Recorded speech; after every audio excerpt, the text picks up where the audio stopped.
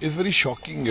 Then last night we came to know. First, I thought it's a hoax and somebody's trying to play pranks or something. But later, a lot of channels and a lot of people confirmed it, and it was shocking for us. Like whole night, it was sleepless night for us, and it was shocking. It's like untimely demise.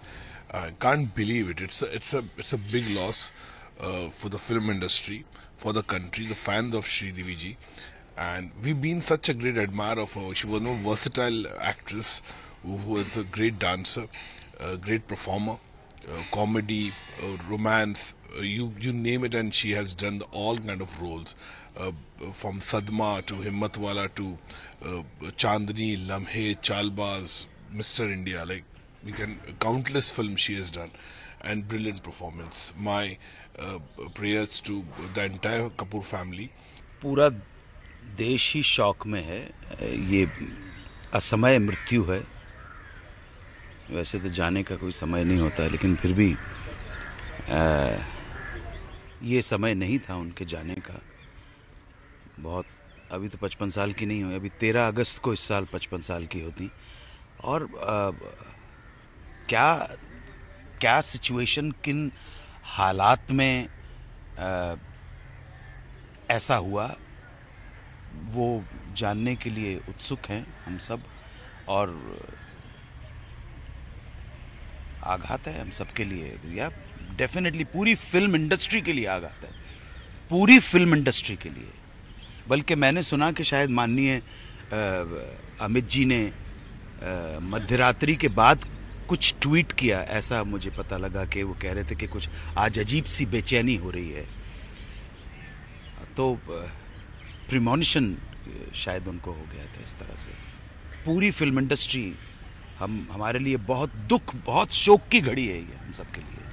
कहने के लिए शब्द ही नहीं मेरे से बनता है, लेकिन जो ये शॉक एब्जॉर्ब का जो प्रोसेस है, और ख़ास करके एक कलाकार के बारे में जो सिर्फ पर्सनल रिलेशनशिप की बात ही नहीं है, जहाँ समाज में जो इतना उनका अवदान रहता है, और जिनको देख करके उनके जो इम्प्रेशंस हैं मेरे टीनेज डेज से लेकर के अभी तक, जो जितने सारे फिल्म में मैंने उनकी देखी है, उसके जो इम्प्रेशंस अभी भी मेरे दिमाग में जिंदा है।